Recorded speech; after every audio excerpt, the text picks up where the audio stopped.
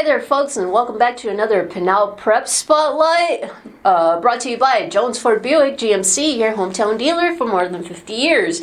And as you folks can see, he is back by popular demand. Joey Chenoweth is joining me today, and we're just going to jump right into things. Because Joey is here today, he is our soccer expert, so our game of the week is going to be a soccer game, and it is between number 3 Coolidge and number 2 Thatcher. Joey, what are you expecting from this boys' soccer game? Well, I'm sad we can't see the game. You know, we don't have the travel budget to get to Thatcher for a regular season game. But I'm also a little happy because they have 17 seniors on this team, and it's their senior night, so this game might go on forever.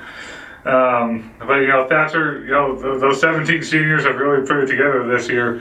They're 17, the 17 seniors have them at 12-3-1.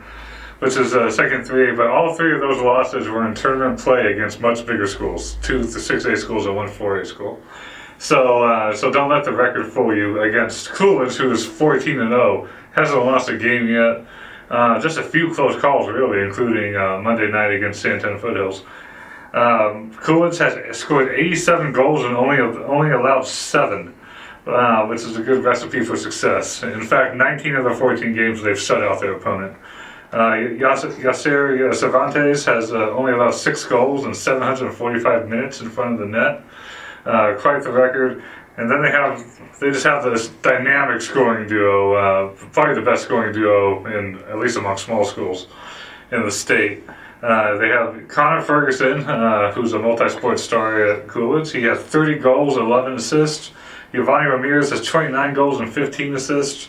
Gabe Romo has 21 assists. It's you know, the coach Tane Ferguson has, you know, complained a little bit about the midfield holding the ball and the defense being able to play out. But once they get that ball to the front line, it's pretty the goals start coming pretty quick.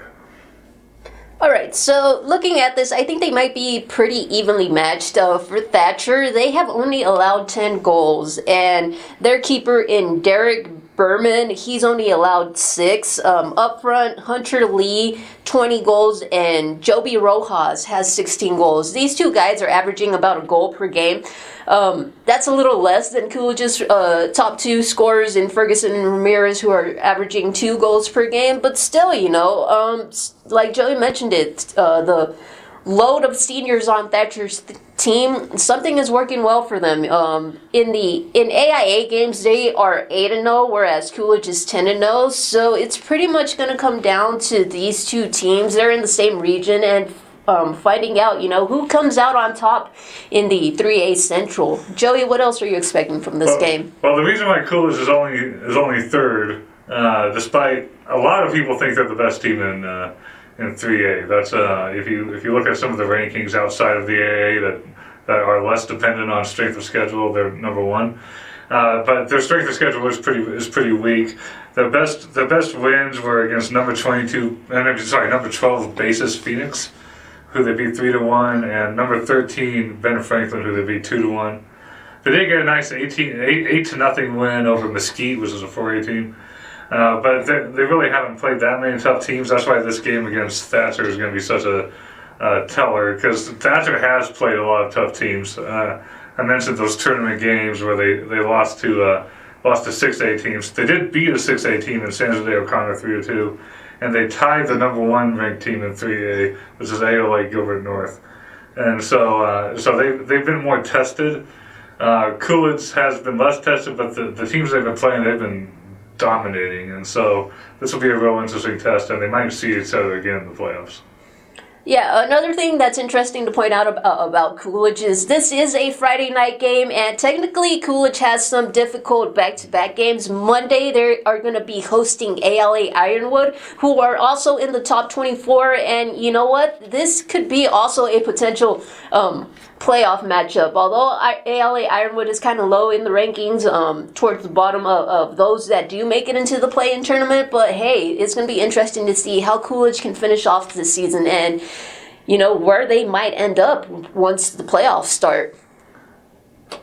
Now, transitioning over to our other portion of the show, I guess you could say. Joey, what is your other sport or game to keep your eye on? Well, I figured I might as well stick around with soccer.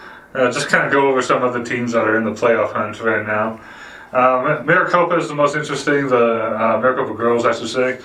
They are currently 22nd in 6A. 6A is just it's really tough to play there, and especially when there's such few games. There's only like 14 games in the season. Every game matters, and so when you go up against all these tougher schools, it pushes your ranking bill down. But McKinley Hacker is leading the team with 7 goals, 5 assists. Lexingville has 5 goals and 4 assists. But the main interesting part of them is a sophomore named Abigail Cunell, who has transferred from another school, and so she didn't get to play the first half of the season.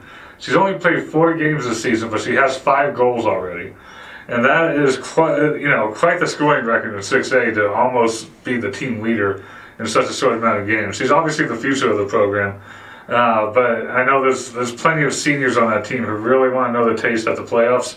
If she keeps scoring like that, and they only have a few games left, they should make the playoffs and see what they can do from there.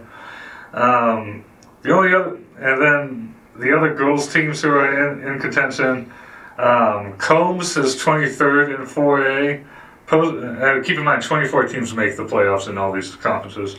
26th in 4A is Post and Butte girls, so they're trying to get in. The Coolidge girls are 17th in 3A, and it looks like they're just going to get that 6th game in under the wire, and you need to play 6 to make the playoffs. So they look to be in good shape. And the ALA Ironwood girls are 22nd in 3A. The Ironwood boys are also 22nd in 3A. And then the CG Union boys, the Costa Union boys are 26th. So on the boys' side, things are a little grim in the soccer side. But we should have a fair number of teams to look out for once at least the playing rounds start. All right, and now as Joey mentioned it, another sport that also has their state tournament around the corner is wrestling. Sectionals are going to be coming up very soon, and here in Casa Grande, we have a pretty big multi-meet that's going to be happening on Friday. It is going to be at Vista Grande, and it is going to feature not just the Spartans, but also Casa Grande Union, Coolidge, and Florence. Now, typically, this meet also involves Santa Cruz Valley. However, they pulled out of this and are going to be going off to a different meet on that day, but just highlighting a couple of the weight classes and some interesting potential matchups on Friday in the 126-pound group. You had Coolidge's Wyatt Ostrander, CG Union's Jeremiah Villarreal, and Florence's Aiden Wells. Look for these guys to put on a show on Friday, but also be on the lookout for them at the state tournament when that happens later on in February. At the 144 pounds, you have freshman Francisco Gonzalez for Vista Grande, Coolidge's Kaylin Arredondo, and Florence's Donovan Feeney. Donovan put on a pretty good showing last weekend at the Desert Challenge in Santan Foothills, and for 165 pounds, just 2 guys, DeAndre Webster for Coolidge and Jake Silvestre for CG Union. And at the heavyweights at 285, look for Florence's Jacob Cook and Coolidge's Isaiah Newton. Overall, this is always a fun multi-meet. Usually it's done outside on the football field under the stadium lights. However, with COVID going on, this meet has already been pushed back. Originally, it was going to happen at Coolidge, but at that time, Coolidge was in COVID quarantine. So, it's just going to be interesting to see how these guys do. Coolidge is bouncing back from, I mentioned, COVID, and just overall, what they can do and preparing heading into sectionals. Joey, is there anything else you think the people should know? Sounds like Santa Cruz is running away from everybody. So a little scared about their Pinal competition. Well, I believe Santa Cruz is the best wrestling team in Pinal County. They have the undefeated Diego Chavez, who is the individual state championship champion in his weight class for the previous 3 years. He is still undefeated this year, so I believe they might be looking for tougher competition. Well, speaking of tougher competition, I'll be at Maricopa. I'll be in at Mountain Point, whereas Maricopa comes in with now an 18-game winning streak. They look pretty unstoppable right now, but Mountain Point's ranked number 3 in 6A, so that should be a fun matchup as well. And that is a Thursday night game, just to throw that out there. Yeah, and then Coolidge is number 5 in 3A. So we got some state champion contenders, both in soccer and in basketball, as well as some wrestlers. All right, and that does it for Pinal Prep Spotlight. Be sure to check out Pinal Central throughout the whole week for all of your winter sports coverage.